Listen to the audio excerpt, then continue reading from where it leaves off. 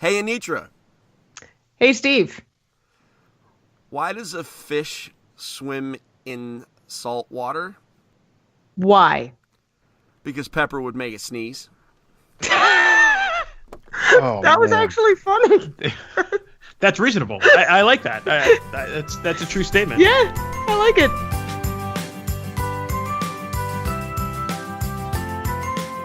Hello, everyone, and welcome to Engage, a family gaming podcast. My name is Stephen Duetzmann, and I am your host, as always. This is the official video game and board game podcast for EngageFamilyGaming.com.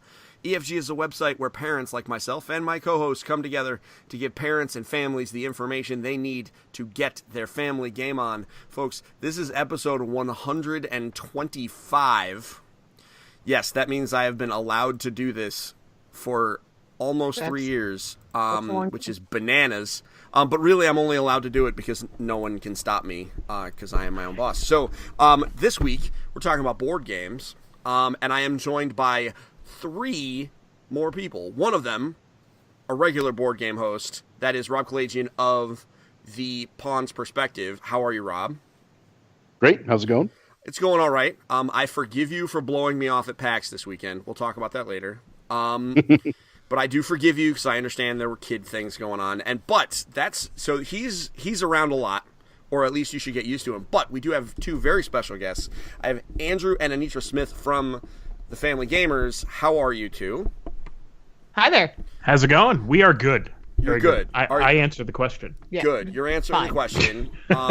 So I know you guys don't normally record on Mondays. Are you feeling okay? Are you limbered up for record? Because normally you record on Sunday nights. Well, right? we try to record not on Sunday nights because if we record on Sunday nights, then I have to edit on Sunday nights, and that makes a grumpy Monday for me. That's fair. But the last time we recorded was Wednesday in the afternoon, At noontime, and I couldn't handle it because our last show nights. we interviewed someone from England, and we didn't want it to be midnight for him. So yeah, that's awfully nice. So yeah, it's been we're good. We're good. We're good. We're ready to go. Right, fair enough. Oh yeah. I am somewhat distressed because it is because Monday Night Raw is on and WrestleMania was yesterday. So I'm yeah, but anyway, I'm a nerd, folks. So before we get too much farther, now that we've done some introductions, I do want to take a moment before we begin to thank you folks for listening. The games we've been playing have been great, or at least that's my understanding. And I certainly hope the games that you've been playing have been great too. We want to make sure that our podcast is as interactive as possible. So please feel free to reach out to us on social media or email me at editor@engagefamilygaming.com with your ideas.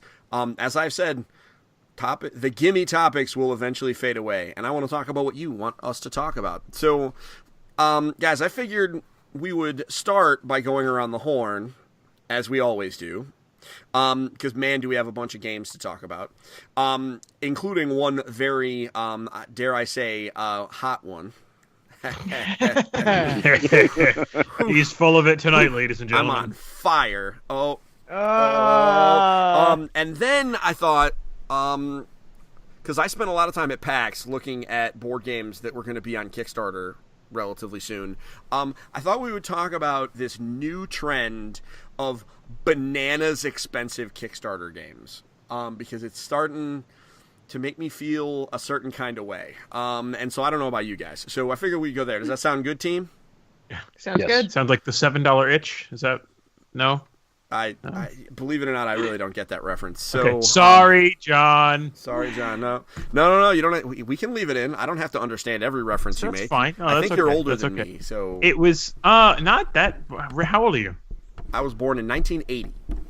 I am younger than you. Whoa. Sucker. I think I am, in fact. Actually, no, wait. That's true. We've figured this out before. I'm the oldest guy in the room, I think. Right, Rob? You're younger than me. I was 81. All right, I was also 81, and Nature was 82. I'm the baby. I am 82. I'm the old one. If my wife were on here, she would be the oldest. But okay. I like to point that out. It was a bad attempt at referencing the 7-Year Itch. All right, the that's fair. famous movie with Marilyn Monroe. All right, fair enough. Oh, okay, I know what you mean. That's a dated reference, a deep cut, if you will. A little bit. Okay, so as is traditional, we go around the horn. So this is the segment in the podcast where we talk about the games that we have been playing recently. I want to get right to it. Andrew, you drove many, many miles to go play Fireball Island, which is currently on Kickstarter. And how was it? Tell me about it. It was good. So we went. So I live in Central Massachusetts. We drove up to the Castle in Beverly, a wonderful gaming cafe with some fabulous hosts. It was a great time. I saw a Family Gamers button in the wild, which was super cool. But you don't really care about that. You want to hear about the game. Fireball Island was fun. I played it a little bit when I was a kid, not a ton. So it doesn't. The nostalgia factor for me is. It's present, but it's not like intense, right? I know for you, it's like it's hardcore, mega nostalgia. So here's the thing about Fireball Island, the new Fireball Island that I thought was really remarkable. So in the old game, it's you're trying to get the heart of Volcar, right? Like that's what you want to do. In the new game, it's just another thing to get you some points, and it's not even like. There's some games where if you do a certain thing, like the snitch in Harry Potter, like technically it's only getting you some points, but it's so many points you're going to win the game. It's not like that with the Heart of Volcar. So the Heart of Volcar is worth 7 points, but there's these other treasures all over the island, and as you pick them up, the various treasures, and you know what they are when you pick them up. It's not like they're secret, are worth different amounts of points. Certain ones are worth 2 points apiece. Certain ones, if you have the most of them out of everybody at the end of the game, you get 10 points. So if you think about it, if you have the most of that treasure, you get more points in the Heart of Volcar, which is kind of weird, right? But at the same time, it means that the game is less of a like panicked struggle to get to this one place, right? It kind of rewards exploration a lot more. And the other thing about the game is it's not a classic roll and move anymore. At the beginning of the game, you get 2 movement cards. And the movement cards are never just like you move 4 spaces. They're always things like, move 4 spaces and then flick a what do they call them? A fire opal, which is there's these marbles all over the place, and you kind of pick one and flick it in the direction of, your opponents and watch it tumble down the mountain and hopefully kill them. Or there could be things like. Move 6 spaces and rotate Volcar once, and then take all of the whatever marbles in the scar, the special marbles in the scar, and put them through Volcar and see what happens. So, and then there's things like run, where you move 12 spaces, but you don't get to pick up any treasure that you pass. So there's all sorts of things like that, and so. The way the game kind of works, so first of all, it's a little bit more strategic because you have these cards that you have to use to move around. Yep. But also, there's only 2 ways to get off the island. One of them is that you have to capture one of each color of these like snapshots, and you capture them by landing on or just passing over a space that has a snapshot icon. Of a particular color, and then you draw that card. So you can't leave the island at the beginning of the game unless you have a green, a blue, and a red snapshot. Okay. During the course of the game, the movement cards mixed in with those are the Cataclysm cards, right? So when you draw a Cataclysm, you take however many marbles are in the scar, and then you dump them through Volcar, and everybody dies, and everybody's laughing, and it's hysterical. Every 3rd Cataclysm, you add another marble. When you add the 4th marble, the snapshot restriction is no longer in play. Okay. to And get the heck out. Yeah, at that point, it's basically a race to the helipad to get out. But the thing is that you can be the last one, or you can even, not get off the island, basically. I guess in theory you have to get off eventually and still win the game because you have picked up so much treasure and managed to not get killed, right? So if someone flicks one of the fire marbles off and knocks you down, they get to take one of your treasures of your choice. And so there is a little bit of that back and forth kind of mechanic where if I manage to knock you down, then I get your treasure.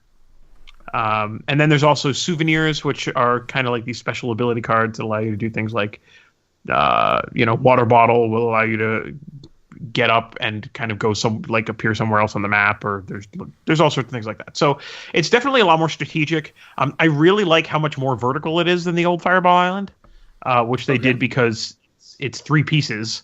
that kind of stack almost pyramid-like instead of just the one big large piece in the old Fireball Island. I have a picture, and if you'd like, I will send it to you because JR had put on the table the old one and the new one right next to each other. And then, so I snapped a picture of that, so I can send that over your way if you'd like. I also have some slow motion video of a Cataclysm event, which I can send your way. I would love to see that. But I think you should probably just. I mean, are you going to put it up on your Instagram or something? That sounds like I will. That would do. I'll get that sounds like stuff that would do super well. So I mean, we can't really talk about it visually because we don't know what the final game is going to look like. I mean, because you were playing on basically a handmade board. But so at the end, you said it was fun. Does it feel like this is one of those things that is? Do you get a sense as to whether or not it's going to be worth or live up to the hype when it's all done? I know we're kind of biased because we know the people who made it, but what do you think? Yeah, I mean, I think so. I mean, we're in a world right now where we have there's just so much stuff on Kickstarter, right? Yep. And then you also have certain people who will release things on Kickstarter that are just like supremely amazing, gorgeous things that I think of like the Grim Forest, right? Yep. So Druid City Games, Grim Forest, and some people could say that something like that is over-engineered, and I don't really agree with that, but I definitely understand where that's coming from. But Grim Forest was a $49 game, I think. I think so. Yeah. And this is $60, and it's like I don't think the art quality is going to be quite Druid City level art quality because Mr. Cuddington's not doing it, but like. When you look at the components that are in the box, I mean, I can't say that it's not worth $60. You know what I'm saying? At the same time, it's like if you're a deep gamer and you're just looking at this purely from a nostalgia factor, and you're like, usually you're cranking through, Zolkin and all that stuff. I don't know if this is going to be the game for you. You'll play it a couple times and be like, oh, I remember this, and then never play it again. But if you've got kids in the house, like Steven, I know you do, I know we do, like it's going to appeal to that demographic. It's not a deep game, and they know it's not a deep game. They're not trying to make it a deep game. They're just trying to make it a little bit less of this kind of frenetic random chance roll and move thing. Yeah. And I think they've accomplished that. There definitely is still some development. Because we had that much calmer environment at like stupid o'clock on a Sunday night, we were able to sit down with JR and have some conversations about things that we liked or didn't like, or things that worked or didn't work, or whatever. And he was still taking notes. So, they're certainly still working on some of those balance level, related things. But I mean, I think the game's there. You know what I mean? Yeah. It's there and it's worth playing. I know that you. I don't know if you want to get into how much you funded the game at. Oh, I backed the full Volcar because at some point I was just like, bruh, listen, I got to do this. I mean, for those listening, I mean, rather than dance around it, I'm looking at the campaign right here. Basically, there's two meaningful levels for those of us that would be listening. I mean, if you own a brick and mortar store, it's $20 to get your name in the door so that you can order copies later. But you can either back it at the base game, which is $60, which really isn't that bad. Like you said, Andrew, I think $60 is not unreasonable, especially since it does include one of the expansions. Admittedly, it's just like cards, but whatever. It still includes something that if you don't buy it, you'll have to pay for later. But for $130 plus shipping, if you're in the United States, it's $15. That's not bad. So $145 nets you the whole kit and caboodle. Because I have 3 kids, 2 of whom are like right in the wheelhouse for this game. Yeah. And so I sat here and was like, I'm nostalgic for this game, and I've never owned it.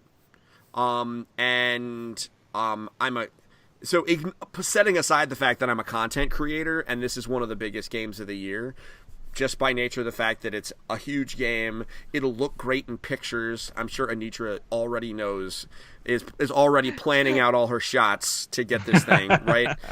Being that you're a prolific board game photographer, right? Like she is pretty amazing, right? Like I'm the one that's supposed to say that because you're like required to say it. It's a Well, compliment when I now say you it. can agree. Now you can agree. Okay. Good. Yes. So. Okay. So yeah, I'm striving for competence. Competence. I say prolific because you do it a lot. And I like the pictures that you take. So that's why I went in. I went full Volcar. Because because the FOMO was real. Like I did not want to miss out on this one. Because I did miss out on the Grim Forest initially. I mean, you can get that. The only thing you don't get with the Grim Forest at retail is the sleeve, which is super sweet. But I mean, it's the right way to do a Kickstarter exclusive, if you ask me. But I had to wait. But it's not.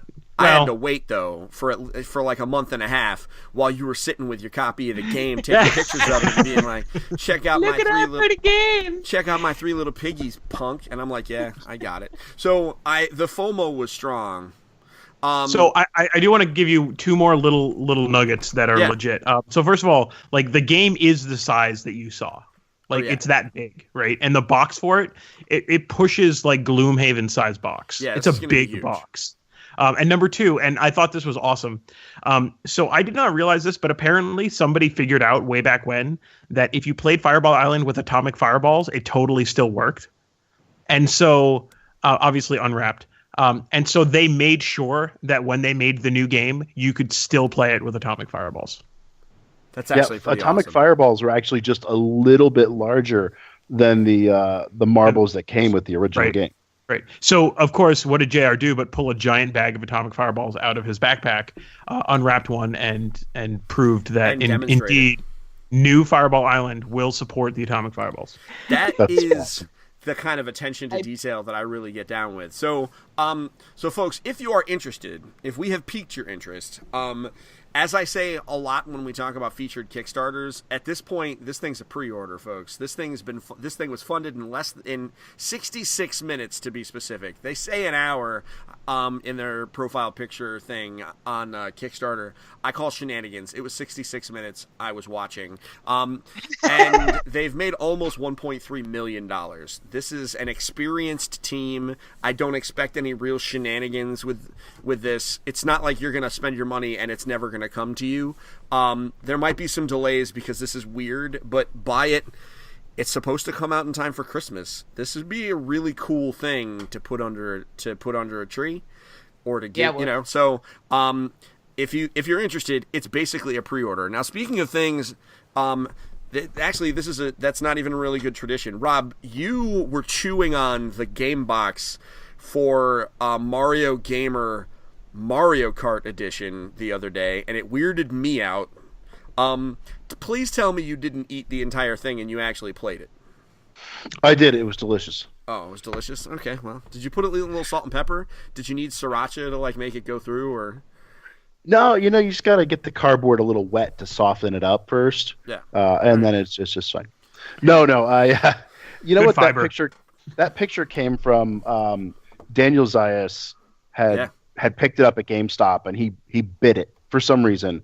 So then Michael Wright from Unfiltered Gamer, he was like, "Hey, I've got it too," and he like bit his copy. And I'm like, "Hey, well, I've got my fancy press copy in my fancy box. I'm gonna bite it." The problem is it's like 3 times as thick as the box, so I had to really stretch my mouth to try to. And it tasted. It tasted that like the gold medal biting thing. Do you think it was that? Maybe. All I know is it really tasted like dirty cardboard. And when I was done taking the picture, I'm like, this was sitting on my doorstep all day. Oh. And I just put it in my mouth. It was kind of gross. Well, guess what? It's fine. It's all for the sake of content creation.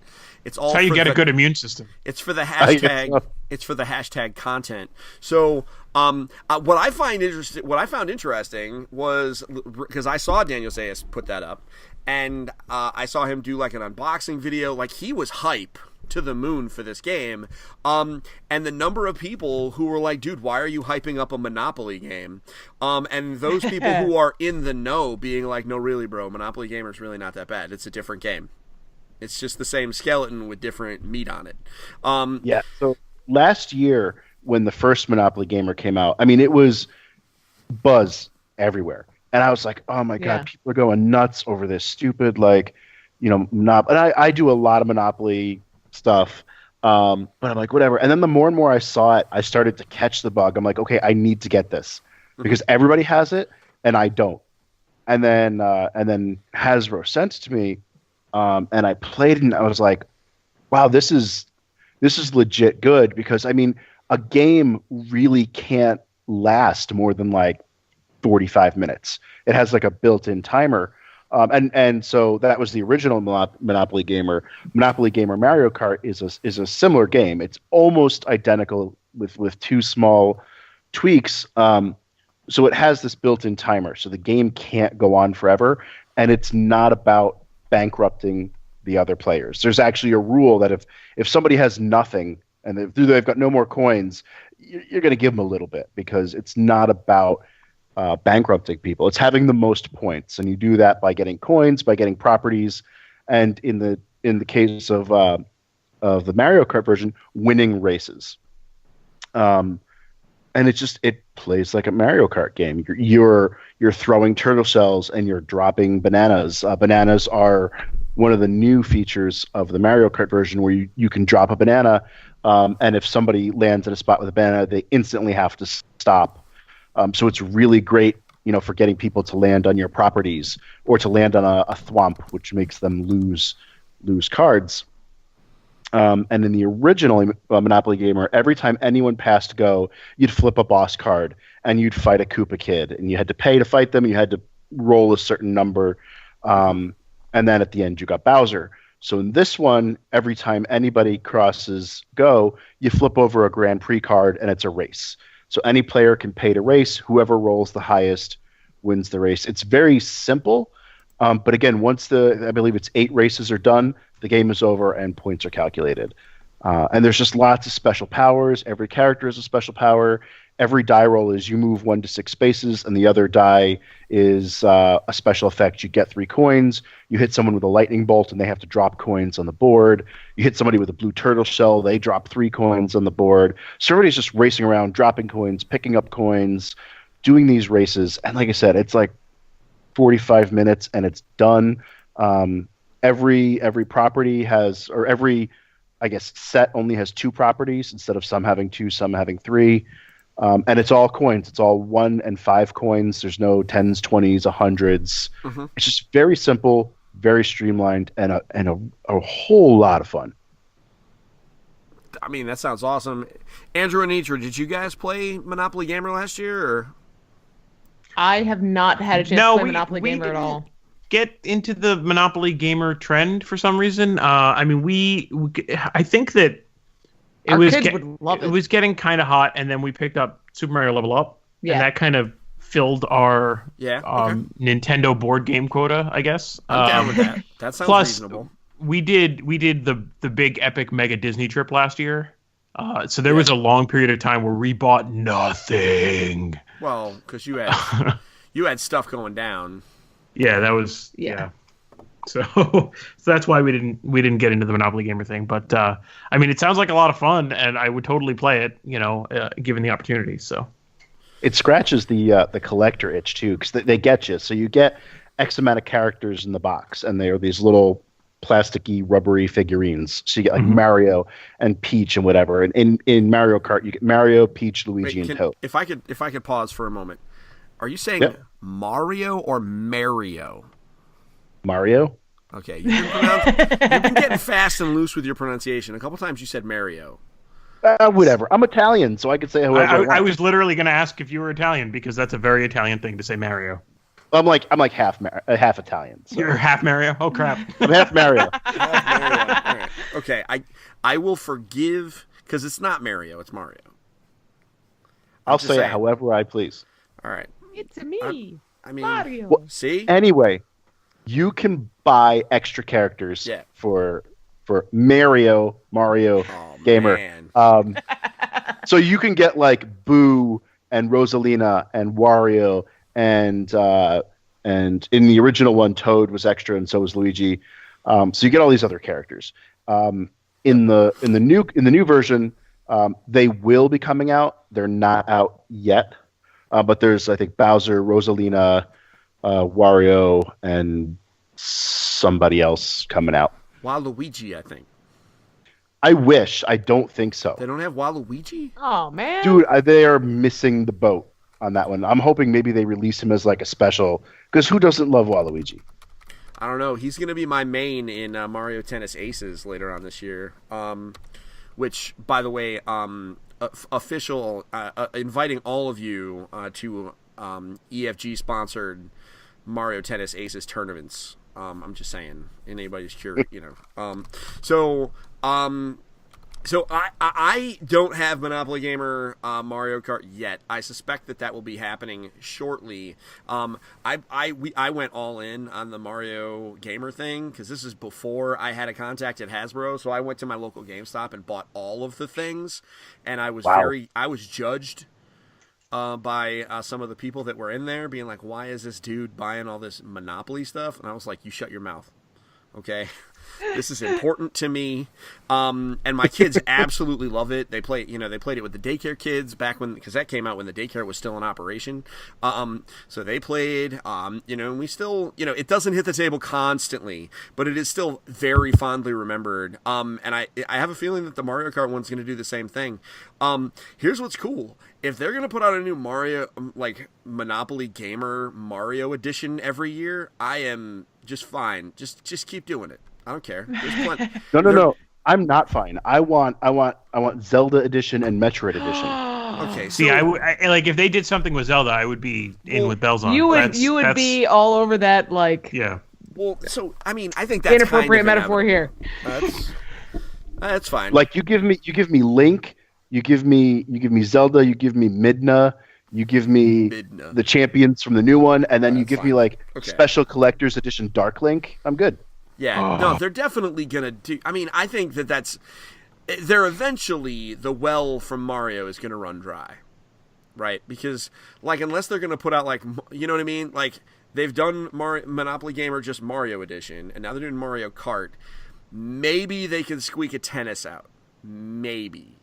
But I think, really, that would be a stretch. So I think, really, the next thing is more Nintendo stuff.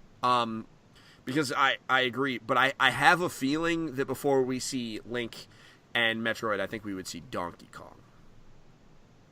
They already have him in the first one, though, and Diddy Kong. Yeah, but Donkey Kong Country, like Monopoly Gamer Donkey Kong Country. That would be kind of cool. Like, I mean, it just feels like, because keep in mind, they have a lot of Donkey. I mean, they got Cranky Kong, they got Funky Kong. Yeah, but I feel like they're kind of in the same world. I don't necessarily disagree. I'm just. I mean, they could just be expansion characters to the existing games. I don't necessarily disagree with you at all. I mean, at the end of the day, I have no inside info. My Nintendo rep still calls me Stephanie, so I really don't know. Now we could go Monopoly Gamer Smash Brothers. Oh, yeah. Oh, see, that set off. That was so fire. It set off an alarm. All right, so yeah, I agree on the whole Monopoly Gamer Donkey Kong. Like, they are kind of in the same world. I don't really know. I mean, the reality is, now that they have done two, and this one is going to sell. I mean, Mario, the Monopoly Gamer, I saw at Walmart, right? Like, once it hit other retailers, yeah, when we were holiday shopping, every time we went to a store, we saw one of those boxes in a cart, right? Because it was just, it's an easy way to just move, because it was cheap, it was simple, and it's Mario and Monopoly kind of jammed together. I think that... Who's not going to like it, right? Yeah, exactly. So, it's perfect for, we got it for, we bought like 3 copies to give to people. Mm-hmm. And so I think that we'll probably see the same thing. And so this is just going to be an annual thing, and I'm okay with it. Hasbro and Nintendo working together. I would rather they work together than do battle. So, now, I will say you don't need both. I mean, you do, but you don't. They're not so different that you're missing out if you don't have one or the other. But you do need both because one has regular characters and one has them in little cars. I mean, yeah, that makes sense. Yeah. All right. So I want to talk about my game.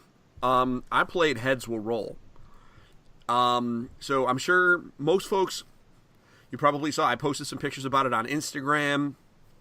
Heads Will Roll is a dexterity game made by Lay Waste Games, so the people that are responsible for Dragoon. And the story of this game's creation is super simple. A guy named Matt Fantastic, who runs Elm City Games in New Haven, Connecticut, was just fiddling with the pieces, like after a show, and was like picking them up and roll, some of the extra pieces that they had, because, that they give out at conventions, and was like, what, this feels really good. I really like rolling these pieces. And they just sat down and basically game jammed. And, over the course of, a relatively short span of time, they had a game. And it involved sourcing a lot of the same pieces and molds, etc., that the Dragoon team had been using for their game. And they just figured out the number of pieces they need, and they were selling it at PAX East for $12. I think their initial copy run was around 500 or so, and they sold them in less than 3 days. Wow. Which is super impressive. I think one of the hidden advantages to this is, like, there's lots of people who see the awesome Dragoon pieces, and, like, the gold edition, and find out that it's a $90 board game and go, oh, maybe not. This is a great opportunity to be like, oh, but I'll get this for $12. Dragoon's gonna be crazy once you can buy the plastic one, because the plastic pieces are coming, and that game's gonna be a whole lot cheaper when you're not buying literally gold dragons. But so Heads Will Roll is very straightforward. It has 2 sets of matching colored skulls, human-ish skulls, and a golden skull, and a dragon skull. And you roll them, and then you have to flick the dragon head through gates, which are, the gates are formed by, drawing a line between the 2 matching colored sets of skulls. And you get 2 points for getting through the silver gate, 1 point for getting through the black gate, and then 1 point for your dragon head hitting the golden dragon head hitting the golden human head. And that's it. That is it. I just taught you the game. Very Past the Pigs inspired. It was very similar. Originally, actually, it's funny that you mentioned that. I was talking to Matt Fantastic about that, and he actually said that their first game was going to be like a Past the Pigs style thing, just with the scrolls. But now they decided rather than doing that, they would just do kind of a dexterity flicking game kind of thing. It's super easy. You can play it anywhere, and it was $12. And they are very convinced that this is going to be a big seller. So I'm pretty sure they're going all in on this thing. So it'll be on distribution channels very soon. I had a lot of fun with it, man. Every time I walked by their booth, and they were right on the end of the board game area, kind of underneath the skywalk at PAX. So, like, anytime I saw it, I would walk over and just play a game. Because it's super easy, super chill. Takes 30 seconds to really grok it. And you can play it, casually while having a conversation. This is a deep cut, but as a LARPer, I can appreciate the fact that it is a game that I could 100% bring, and it would be in genre because it's just little gold statues and stuff. Sure. Which is a very deep edge case use for this thing. But I feel the same way about TAC. Sure. So, or TAC. Is it TAC? You guys can correct me. I think it's TAC. TAC. All right. I'll tell you what. It'll be TAC, so you can say Mario. Fair enough. It'll be, yeah. I interviewed James Ernest on my show. I should know how his game is said, but it's the day after WrestleMania. I was up until midnight, so you guys can forgive me. So I really dug it. Did you guys see some of the pictures and stuff? Yeah, it looked really neat. Yeah. So there you go, folks. That is Heads Will Roll, and that's, like I said, gonna come relative. They said specifically that they're gonna go to distribution with it because they are very confident that it will sell very well. And who doesn't want free money? I do. Pretty much. So, Anitra, while we were talking about our, like doing the pre-show thing, you had mentioned that you guys have a board game on your Nintendo Switch, and I got confused. Yeah, well, so tell me it's about confusing. It is an electronic board game. It is only available digital. The game is called Sumer. Sumer, it definitely feels like you're playing a board game. It's a worker placement game that you're in ancient Sumeria, and you're basically building rooms in a ziggurat, and each room you can put a worker in and they do something, and it gives you something to earn yourself favor with the goddess. Okay. But the thing is that each round is played in real time. And so by making this a digital game, it allowed them to make it have this real time feel without needing to stop and be like, wait, how much do I get, if I go here, and wait, and all the bookkeeping. Yeah. So it's a fun game. Our kids first saw it at Unplugged. PAX Unplugged. Yeah, I think I was trying to remember if it was Boston Fig or PAX Unplugged, but no, our kids first saw it at PAX Unplugged and loved it. Kept coming back over and over again, be like, "Can we play again, please?"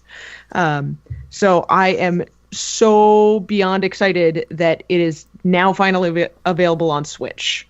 It's been on Steam for a couple months. Because everything's better on Switch. Yeah, because you can bring it to to bed. As far as my children are concerned, it's a lot better on Switch because I can just hand them the 2 Joy-Cons, and there's no messing around with, sitting at the computer and who's touching what buttons and, who's pushing who, and I can set them on opposite sides of the room and it'll still be fine. Super reasonable. It is worth noting, Toilet Zelda is better than many other kinds of Zelda. So it's okay to say that you use your Switch in the bathroom. It's fine. Toilet Zelda is a special kind of Zelda. Just don't tell my children. Yeah, that's a grown up thing. That's a grown up thing. That's a grown up thing. So, anyway. So I'm looking at the trailer now. How have I missed this game? It was at BFIG and PAX Unplugged? No, it was not at BFIG, but it was at PAX Unplugged. It was the only video game at PAX Unplugged. Well, I mean, I completely missed it. Right? Like, all 3 of us were there, and somehow me and Rob both missed it. Admittedly, my PAX Unplugged experience was a little kind of taken up by the fact that I was working a booth, but so how many players can play this thing? I believe it only goes to 4, but you can do it any combination of real people and AI. Okay. So I'm watching a video of it right now. This looks really cool. So you actually are taking your turns in real time. So there's platforming to it?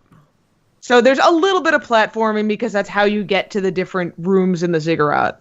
I mean, it's not a challenging platforming. It's you go up or you go down, and that's it. It's. This looks. I was amazed that. I mean, when our kids first saw this, our younger one, Asher, was really barely starting to read. Mm-hmm. But since most of it is symbolic, he cottoned onto it right away. It was great. Like, I never got the chance to play it because if I was over there, the kids were playing. So I'm excited for it to come to Switch because it means I'll actually get a chance to play. You will actually get a chance to play it. This is finally the reason for us to buy more Joy-Cons. Oh. Well, I'm sold. And you could always play it on the toilet. I mean, also true. Also true. Yes. Not as a family, though. That's weird. That is super weird. I mean, I guess you could if it was one of those bathrooms from like the Sochi Olympics. Okay, well. With no walls. Okay, this went sideways. Welcome to Engage, a family gaming podcast. This is how we do here. Yeah. I guess the old troughs at Fenway Park. Yeah, I'm a woman. I know no trough. You would know, but you don't know a trough. Yeah, so it's worth noting this was at BFIG in 2015. Wow, really? That's interesting. Was it 2015? I'm having trouble reading I'm in their Kickstarter right now. Yep, 2015. This thing's won all sorts of awards. It won an IGF award, the NYU Incubator Award. It was at the Indie Mega Booth at GDC in 2016. It was at Boston Fig in 2015, and it was the best gameplay nominee for the Playcrafting NYC Awards. Obviously, the guys are from New York. That's what I'm guessing. So. I believe they went to college together in New York, and now the rest of the end of the development process they were all doing remotely, because that's fun. Because we live in a sci-fi future where you can totally build a game and sell it and not see each other ever. Except at conventions. At conventions, which is crazy. I mean, you know what? Restoration Games is the same way. I mean, they're all over the place. So they got people in Florida. I don't even know where JR's from. But they're all over Texas. Oh, he's from Texas? Oh, so he is. That's far. So this is Sumer. Let me look up how much it is on Switch, because you guys, for sake of full disclosure, I believe they it's sent 15. you a code, right? They did send us a code, but I believe it's $15 both on Steam and on Switch. It's definitely $15 on Steam. I think Steam, it looks all right. It's just a nice game to throw on a laptop. You know what I mean? $14.99 on Switch. All right, it's $14.99 on Switch. That's really not bad for a board game on the Switch. What do you think, Rob? Have you? Does this sound interesting to you? It does, and I'm surprised I haven't come across it. Really, me either. I'm totally already down on their with this. website sending them an email. Well, I mean, honestly, you telling me that they were at Boston Fig surprises me, because thinking back, I don't remember seeing them, and we go to Boston Fig every year. Yeah, well, we don't spend a lot of time in the video games. Well, but that's just the thing. Maybe they were shunted up into some back corner of video game land. That happens a lot. The video game area is hard to organize because it's, you have harmonics on one side and then like student projects that are like, no, I'm just here so I can get a B in my class. Yeah. Well, and it's also about 30 degrees warmer than any other room on that campus. Oh, you know what? Yes. I'm used to the video game area. Next year, I'm just going to have my son go and just have a GoPro and he'll just do it for me. It'll save me a lot of effort. Funny story about BFIG, total non sequitur. Literally everyone there, especially all the people that we met on the way home, thought me and Linda were married. That was really interesting. I can see it. Well, I mean, it's not unreasonable. I mean, you're wearing hats and shirts to say engaged family gaming. I mean, truly, yes. But let me tell you, the look we got on the waitress's face when I said that I needed to bring my wife home a pizza. That right there was comedy gold, because we let it stew for a second, give it one of them little pregnant pauses, and then Linda was like, "We're not married. This is a work trip." And then Evan kind of was in on the joke too. He just kind of was sitting there eating his food. It was amazing. Anyway, so that's Sumer. I'm actually really excited about Sumer because I had no idea it existed until you told me about it in our pre-production meeting. So I'm like really excited. Let me tell you about another board game I played for the first time that both of you are going to be like, what the hell is wrong with you? I played Star Realms for the first time the other day. Oh my god, dude! If it makes you feel any better, we've owned it for like 4 or 5 years, and I've never played it. I mean, I knew it existed, right?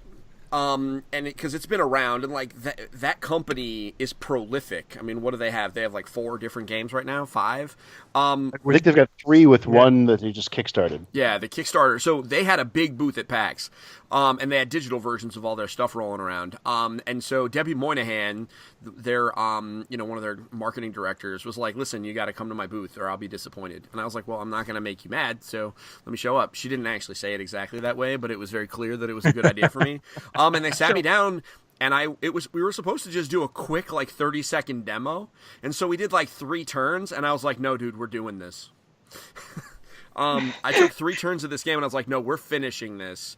And I crushed him like a grape, Rob, like a grape. Okay, so I will say, number one, I love Debbie. I met her and Rob my first PAX East a while ago, And Rob is one of the only people who does not listen to me when I say, if you beat me, I will give you a bad review, because anytime I sit and play with him, so I did with Star Realms, I did with a prototype of Hero Realms at a convention, and I mean, he just wiped the floor with me. Like there was nothing left of my body. I was liquefied.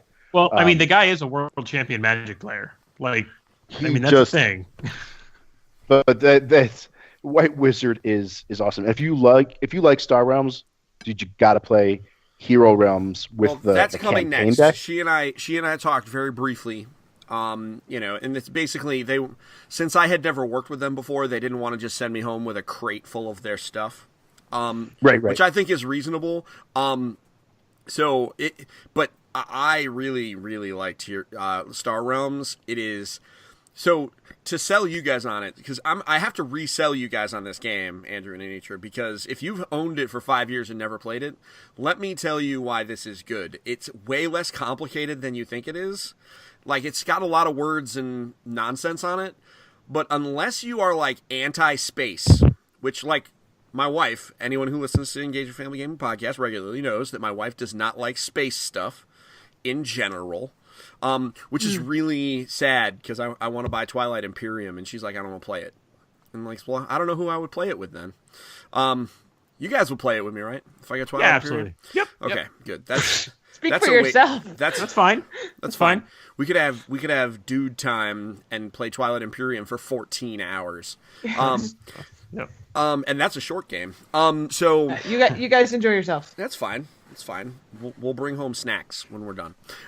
So it is really fast, and I really think that what you need to do is just set the game up and then take a turn. Because once you take a turn, game over. You know what you're doing. Like, it's that straightforward. It just looks weird if you're like flipping, because with card games, what's the tendency you have to just sit and flip through the cards? It can look a little overwhelming.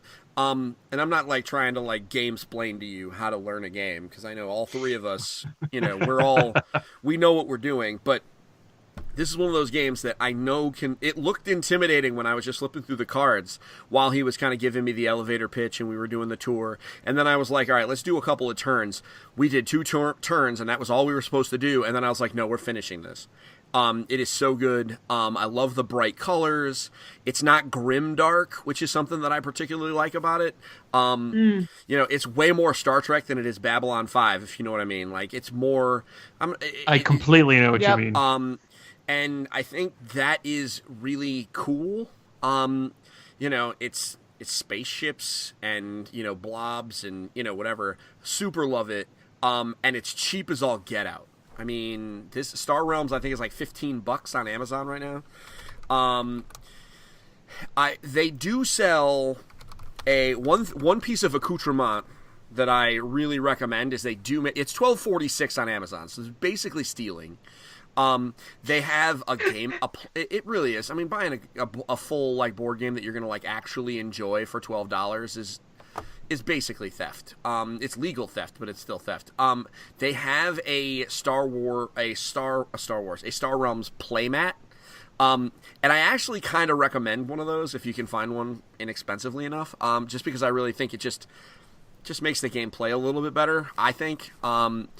Just because it keeps things organized. But really, folks listening, Star Realms, we're going to have a review up of it probably within the next couple of weeks. But I cannot recommend it enough. It's pretty rad. Here's what's super neat. It's a 2-player game. They have Star Realms Colony Wars, which is basically an expansion. But if you buy that expansion, you put them together, it's a 4-player game now. That's neat. Which I am a huge fan of expansions that you could either play all on their own or jam together with the original game and, get something different out of it, a la King and Queen Domino and things like that. So that's Star Realms. Who else has played something that they find that they thought was worth bringing to the table, or are we done? Dude, I finally. Sorry. I will let you go first because you are the guest. so we got to the castle a little early yesterday, and we figured since we had to pay to get in anyway, we might as well pick up a game and play it. We played 2 games. We played Morals, which is the mushroom foraging game, which is okay. But then we played the Grizzled. Have you played the Grizzled?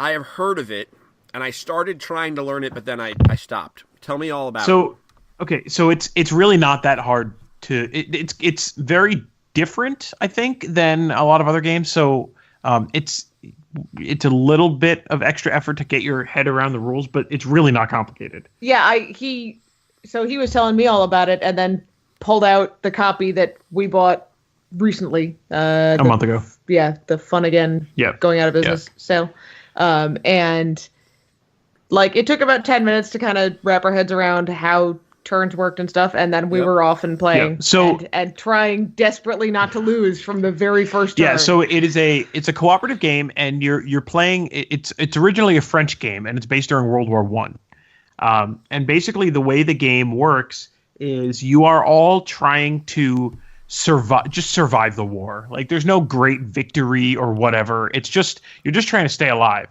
I believe it's framed as make it to peace. Yeah, pretty much. And so what happens is you start with 25 cards on. There's these 2 like special cards. There's the monument card and the peace card. And you start with you have a deck of cards that represent like your morale reserve. And you start with 25 cards on peace. And basically the leader, which is one of you, actually the rules of the game are that the hairiest person is the first player. Chooses the quote intensity of the battle, which is basically how many cards each person's going to draw. And what you have to do is you have to play card into no man's land, which is in the middle of the table. Yep. Such that you never have more than 2 of any of these 6 like negative things. So there's snow, nighttime, rain. Those are the environmental effects, and then there's gas masks. Whistles, which indicate like a raid is coming, or bullets or shells. And if ever you have 3 of those things, then you basically bust. It's kind of a push your luck game. Okay. Some cards have trap icons on them, which means that you have to draw a card off the top of the deck and hope that it doesn't, wreck you guys. But then there's also these things called hard knocks, which are part of the same deck that you draw from, and if you get those, they're all like negative effects on your character. Yep. And so basically you go around until either you bust or everybody has chosen to withdraw from the battle. And if everybody withdraws from the battle successfully, the cards that were all played in the middle get discarded, and everybody is able to play a support token in secret, which lends support to one of the other players. Okay. And that if you are the player with the most support, you can do things like remove hard knocks or get some good luck. Yeah. But every round, whether you busted or not, you look at how many cards are left in everybody's hands, and move that number of cards from the morale deck onto your deck that you're trying to get through to get to peace. Right. So remember how I said at the beginning of the game, you have a deck with 25 cards in it, and those are on top of like this peace icon. And then the other deck is the rest of the cards, and they're on top of this monument. And so as the game's going on, your morale reserve is shifting from on top of the monument to on top of the piece, which means the piece is getting a little bit farther away. And your morale is going down. And your morale reserve is going down. And so you're sort of racing against the draining morale reserve to play through the cards that are on top of the peace card, so that you can get to a place where nobody has any cards left in their hand and it's peaceful. But it's just like it's such a freaking slog, but it's a slog like intentionally, and so it's really consistent with the theme of the game. Okay, if you know what I mean. And I don't know. There's something about it that I really, really like. Listen, I mean, I'm excited about it. Rob, what do you think? I heard hairy, gassy, and decreasing morale, and it really hurt my feelings. I mean, I think that's the interesting thing about the game, though, because like, it's like, oh crap, that again. Like, it's just like more bad stuff is happening to me. Why? And then you're like, okay, this is a game about World War One France. Yeah, I haven't really played a game that was so simple and easy to pick up that felt like it fit a heavy theme so well. Yeah, like, you know what I thought about was, do you remember the game This War of Mine? Yes. The video game? Yeah. Like that bleak like perspective on war. I don't think it was quite as heavy-handed as This War of Mine, but it was kind of that similar kind of like, well, I just got to survive, and that's the idea of the game. Well, I mean, we got at one point we got a Merry Christmas card, and we got so super excited because it's like the one card in the deck that actually does something good instead of just doing more and more and more bad stuff. Right, and there's literally one card in the entire game that is Merry Christmas. You can take away one hard knock, like. So, but it's a little game. I mean, you can get it for probably $15. It's just a deck of cards and a bunch of cardboard punch-out tokens. Yeah. Well, let's. I liked it. Let's find out, shall we? Because we have space computers. Mm-hmm. And that means there was never anything that I can't find out. Okay, never say never, but you guys know what I mean. Don't make fun of me. There is an expansion too.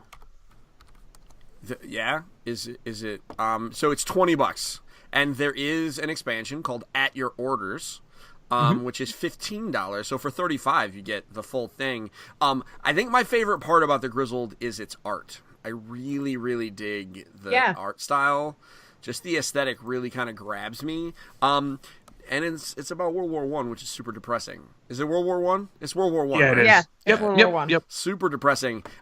It's funny that you mentioned This War Is Mine, because first off, This War Is Mine is a super, like, the game that the copy of the game that I was given is the Little Ones expansion. The one about kids. Oh.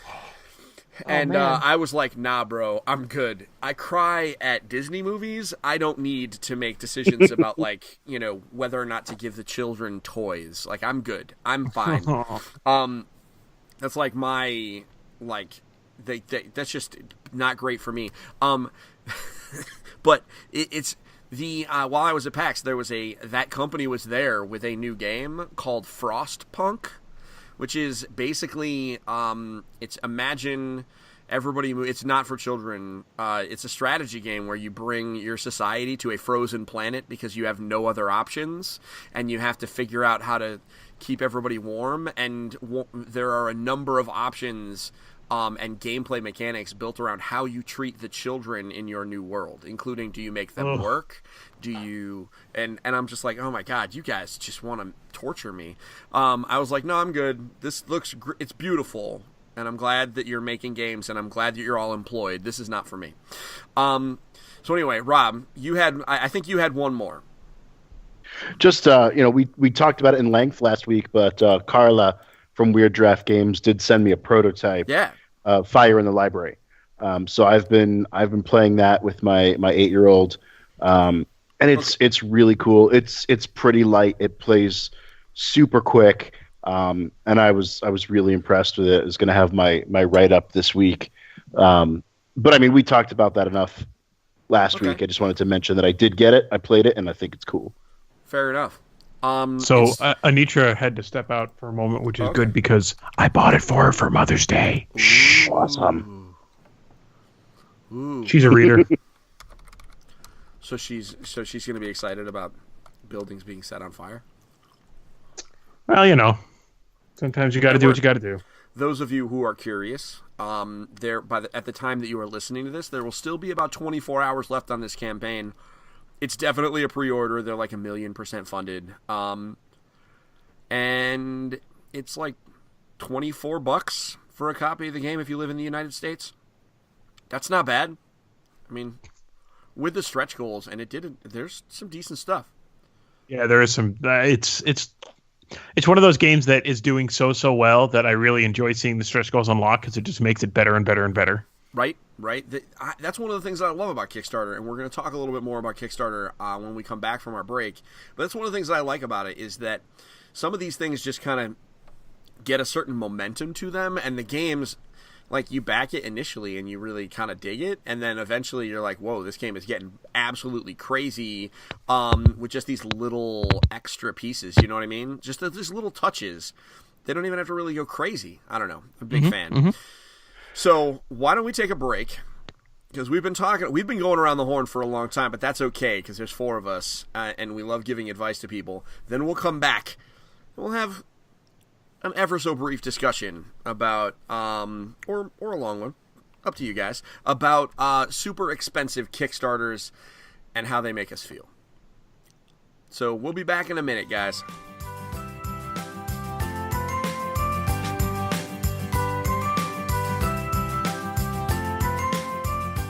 Hello, everybody, and welcome back to Engage, a family gaming podcast. It is still episode 125. I am still your host. We're still talking about board games. I'm still here with Rob, and still here with our wonderful guests, Andrew and Anitra. So we went around the horn again and again and again, and I was very happy about that.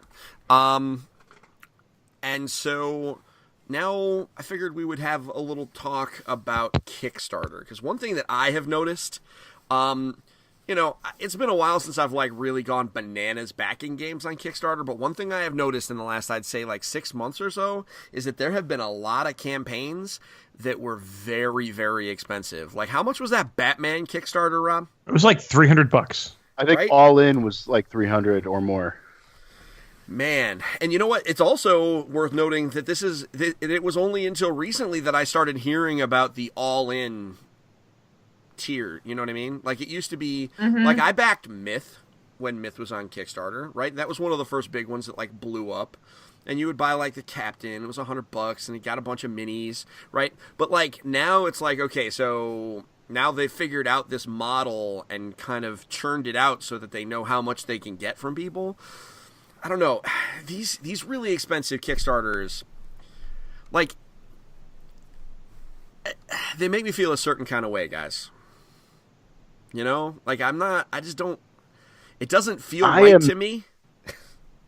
I'm not a fan because there's these games that look really, really awesome, right? Yep. And even if your base pledge is, say, 60, but there's an all-in for 150, 200, 300, and it's the way they're marketed is, I don't feel like I'm going to get the full game at the base price. Like, and it's very obvious that I'm not getting the full game.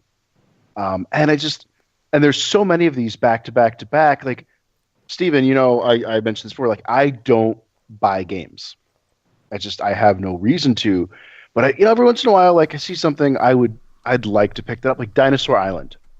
I would love to grab that. I'd love to grab Batman. I don't care how bad of a game it is.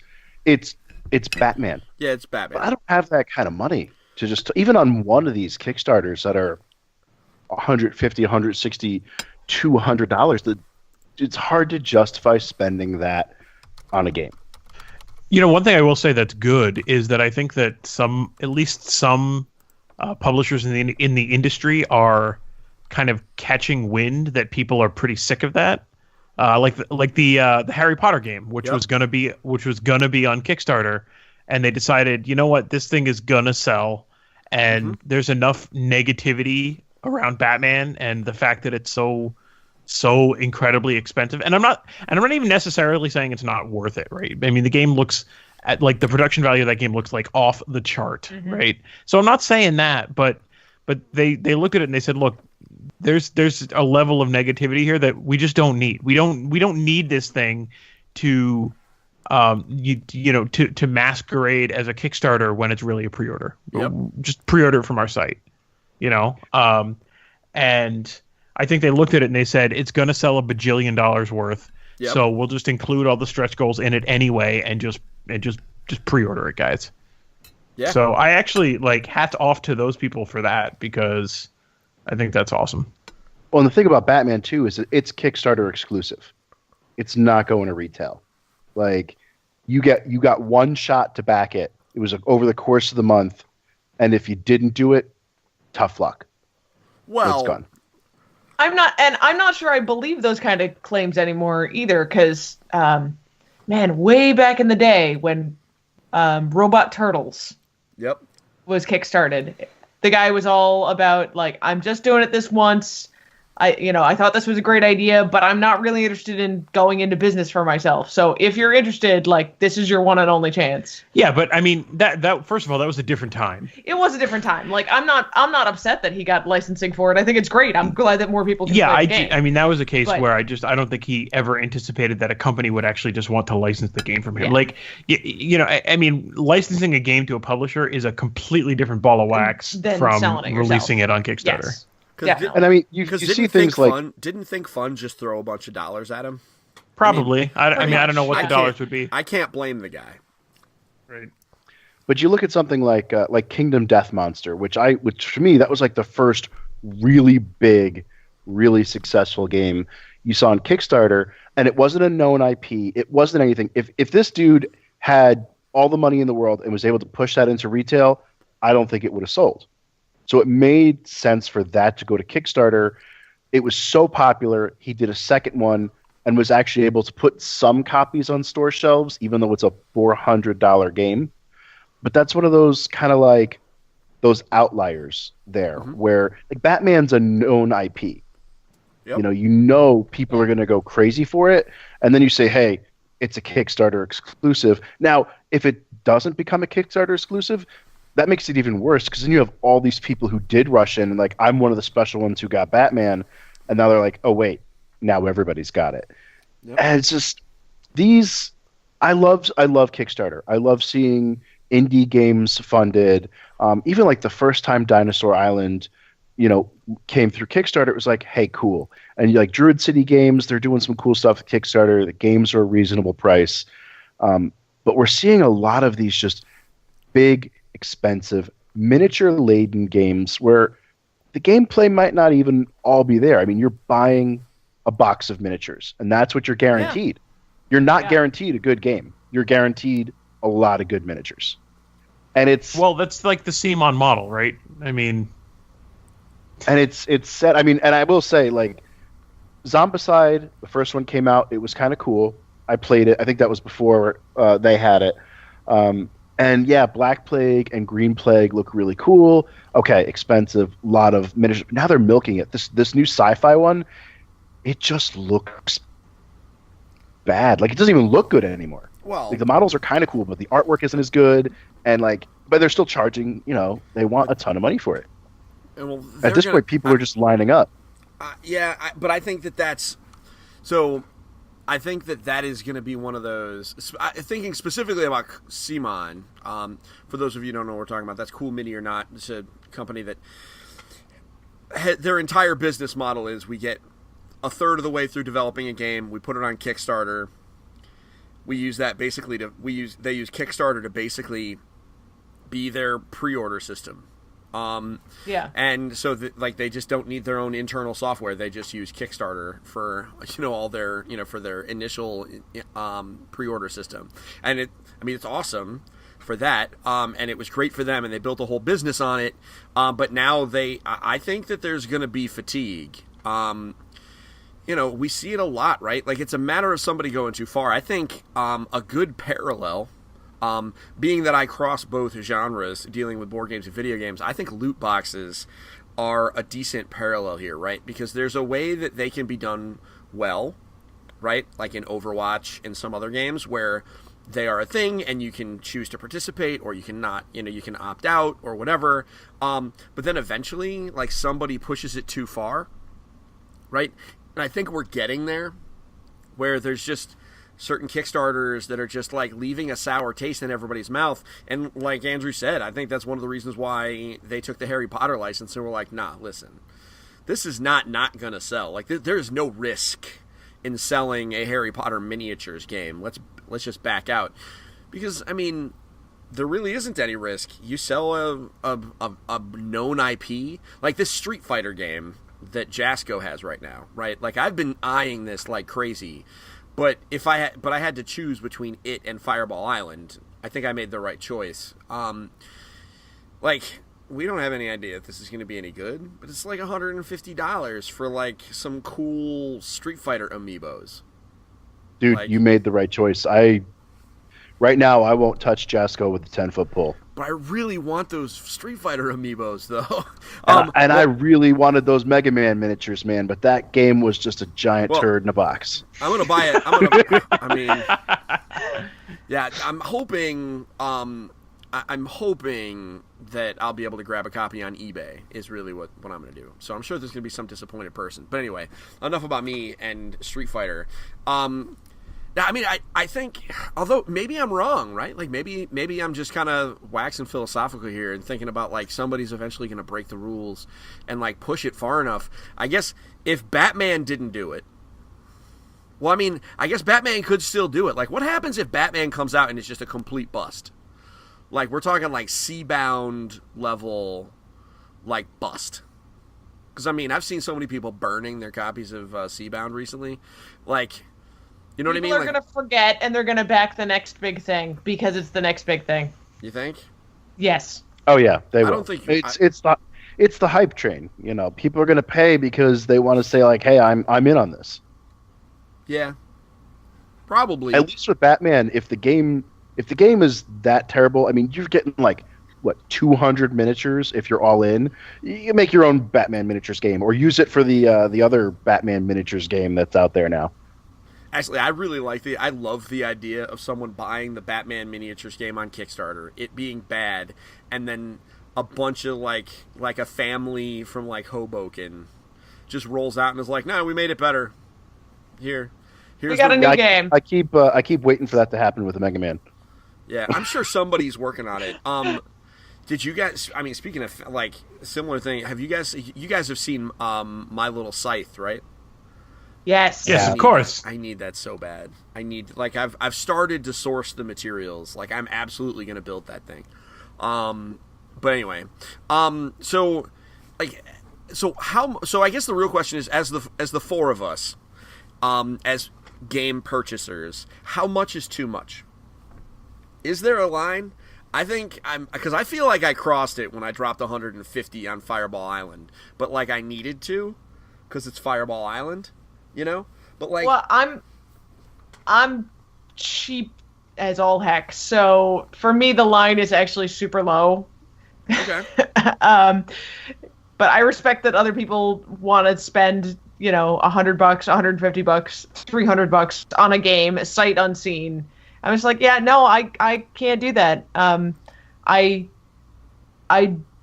just barely talked myself into the idea of backing Fire in the Library, which is $19, right. and then was told that I shouldn't because someone else was already backing it. So basically, like, don't back this because you're already gonna get a copy when it comes out. So just shh. But like that's about where my level is. Like a game sight unseen, like I've seen a video and a couple of still shots. $20 is about my limit. I think that's super fair. I mean, because we're dealing with things that we really don't know. Yeah.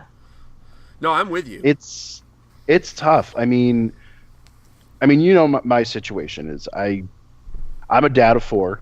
I had a lot going on. I don't buy games mostly because I have games coming in, and I don't have a gaming budget. I barely have a budget for my site. Whatever comes in goes out, and that's that. But I couldn't see paying, like, I could buy a Nintendo Switch for $300, right? Or I could buy Batman. Yeah. Granted, it's two different things, but I mean, I don't know. It's at some point, when does it really, like, yeah, you know what? It's a board game. That's way too expensive. I love games in the $20, $30, $40 range, $50, $60. That's not too bad. Once you start going above that, it's getting a little rich. You gotta really think about it. I mean, if it's something that hits all the right buttons, and it's something that you've maybe had an opportunity to play and you really enjoy it. Like, example, I got Role Player for $53. I would probably pay more. $60 or $70 for that game. I love the crap out of that game, but it's because it hits all the right buttons for me, right? And that's an exception to the rule. And you weren't willing to pay that much money until you had played the game, right? And there are plenty of games out there that I would that they are a good price, and I would gladly pay more for. There's one on Kickstarter now, and it's driving me nuts that it's not doing well. It's Rebels of Ravenport. I previewed it. It's an inexpensive game, and it's easily worth like $10-15 more than what they're charging for it. Just because it's a great game, especially with the family. It's awesome. But there's some games that I couldn't imagine spending that kind of money unless I had played it and I really know this is something I'm going to play like 2-3 years from now. Right. Yeah. I just pulled the trigger on Scythe. It just came in today. It was on super sale at Amazon for like $54, and I happened to have enough points on my Amazon card to get it for nothing. And I'm like, you know what? I don't buy games, and technically I'm not buying it because I have rewards. So now I finally own Scythe. But otherwise I probably wouldn't have bought that, even though I know people say it's great, until I would have sat down and played it. Yeah, we have a friend who I don't actually know how many games he owns, but I know he owns Scythe and Rising Sun, and that's pretty helpful. Yeah, I mean, there's something to be said about not having to buy those yourself. Right. So yeah, I don't know what the limit is for me. I know that my limit is not really up to me. That's what I know, because the general will make it very clear whether or not something is appropriate or not. We talked about Fireball Island when I knew it was happening, and I knew it was happening a long time ago. And I was like, listen, this is one of those things that I'm gonna have to do. Because, so, like, this is, whatever. And, she was like, haha, whatever. And I was like, no, really. I'm going to have to do this. And so it was, at least we had talked about it. Right? So, I mean, we knew what was happening. But I really don't know. Like, there's a lot of games, especially kind of like what Anitra's saying. Like, I get nervous about some of these because as someone who used to review Kickstarter games, like, yeesh. I've seen, how many boxes of index cards have we gotten, Rob? You know what I mean? Like, yeah, no, I totally get it. So, and, some of the games that we've gotten, I'm sitting here in my office looking down at my shelf of games, and I'm like, there's games that I knew were good that I bought, and it turned out I didn't really like them that much. So, like, I think that there is a certain risk to buying any product. Man, I've certainly bought my share of video games and had them go south. So, folks, I want to hear what you have to say. All of us are in the Engaged Family Gaming community, which you can get to by going to engagedfamilygaming.com/community. I would absolutely love it. When I post this podcast into the group, I'd love to hear your limit. What is, how much is too much for you on Kickstarter? And maybe share a story with a game that you bought that you were surprised and really liked, or maybe a stinker. Give us some warning signs. I'd love to hear what you guys have to say, because the four of us, we could go on and on about Kickstarter forever because we're board game content creators, and Kickstarter has been our life for the last 5 years or more since it really started taking off. So, we could go on forever, but we don't want it to just be about us. It's about you guys too. So, please hop into the comments at engagedfamilygaming.com/community and let us know. We will all be there, and I am certain I will be there to answer questions. Andrew's obviously gonna want to chime in to try and be right. So it'll happen. So yeah, guys, this has been a fun episode. We should do this more often. Absolutely. Rob, you don't have a vote. Every other week you're here. So I appreciate you being here anyway. Andrew and Anitra, you guys run a site that is very similar to mine, but different all at the same time. So tell me about the Family Gamers. Give me the elevator pitch. How long you guys been doing your thing? Give us the rundown. Sure. So we started the Family Gamers about 2.5 years ago or so. And basically, I did a lot of video game journalism for a while. And then kind of shifted into the analog for a lot of reasons. There was a lot of saturation in that space, and as the kids were getting older, I wanted to play games with them and stuff. And And so about 2.5 years ago, I said, hey, listen, honey, I'm doing this podcast thing, and you should do it with me. And she's like, he wore me down. What you don't hear there is he wore me down over years of being like, oh man, it would be so much easier if I could just podcast with you. Yeah, that's instead true. of having to schedule with other people. Yeah, that's also because true. other people suck. I mean, Gee, thanks, Andrew. I mean, I wasn't gonna say it, but I mean, he's also not wrong. He's also kind of not wrong. Podcasting with other people is crazy. So you guys have been doing this 2.5 years. So we release a review every Monday-ish. We'll leave it at this. We release a written review every week, and we release a podcast episode every week. Yes. Yep. You guys have been very good about that recently. Your written reviews. Give yourself some credit. You guys are very consistent. It's it's work. We've actually been managing to be consistent on that for almost a year now. Yeah, exactly. Fantastic. So give yourself a little credit. I'm just saying. And I think we will we'll have probably the month of July. We will once again do our Summer of Fun, which means 2 reviews a week. Whoa! I know. You wild things. You wild things. So that'll be awesome. Well, sometimes we did it last year because we realized that we had too many games in the review queue and we just needed to get through some. So we doubled up for a month. And now we have more. Yeah, and so now much more. yeah. Yeah. We're still working through the PAX Unplugged reviews. Yeah, these are the firstest of first world problems. Very much Right. so. Yeah. Very much so. But yeah, so we like to do a bunch of stuff in the community. We have game nights at Barnes and Noble, which is a lot of fun. We have an article in the local paper, which is usually a game review or a gift giving guide or something like that, which is pretty awesome. We post stupid videos of us playing family friendly dexterity games. That's a lot of fun. That's on our Facebook page. You can find us on Facebook or Twitter or Instagram at Family Gamers AA. So it's pretty easy to get a hold of us. We also show up We're on the internet. We also show up in the engaged family gaming community. Yes, we lurk in your community. Yep. You know that though. So I do in fact know that. You guys are in there. Great additions to the community because you always have something cool to say. And you definitely help me out because sometimes I can't get to answer people's questions in time, and you guys do it for me, so I appreciate that. So, Rob, you run Upon's Perspective. You roll out and put out so much damn board game content on a weekly basis. You make me ashamed of myself. It's a lot of work, and I'm still working through my PAX Unplugged queue. That actually makes me feel better, like a lot. I was gonna say it made me feel really good to hear you guys were still going through yours because I feel really guilty that I promised most people like 3 months because generally my turnaround's a month, and I had so much stuff. So I'm gonna here's just a little bit of how the sausage is made in the board game review community.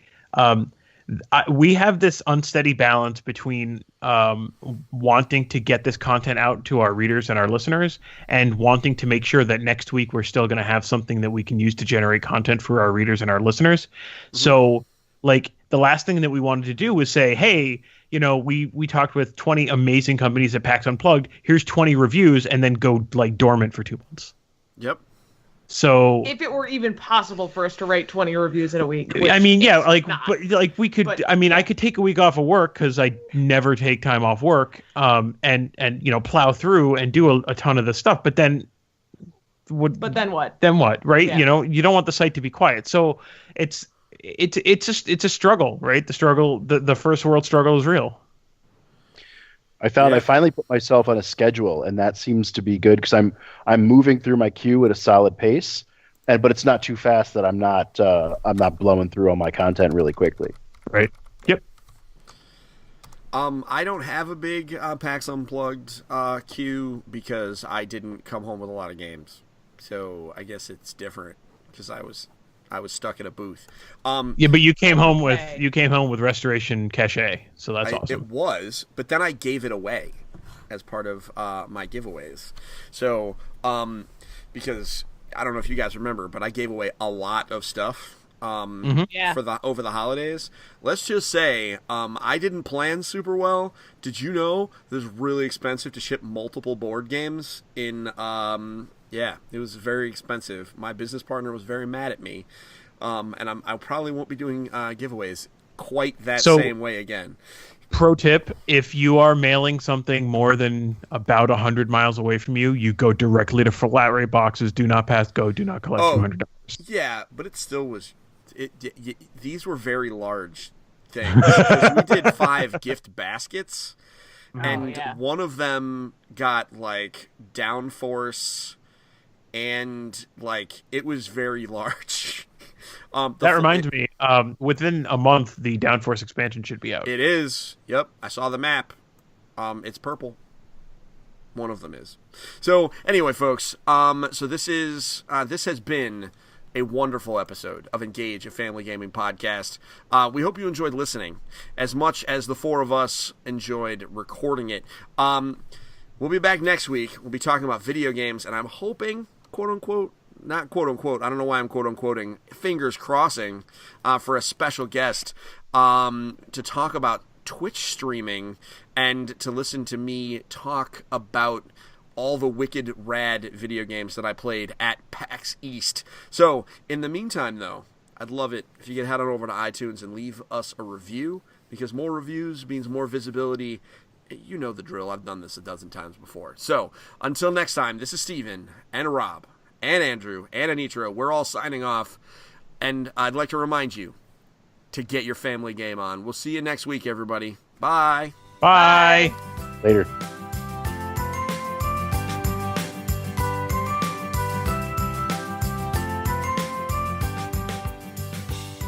Thank you for listening to Engage, a family gaming podcast. Thank you for listening.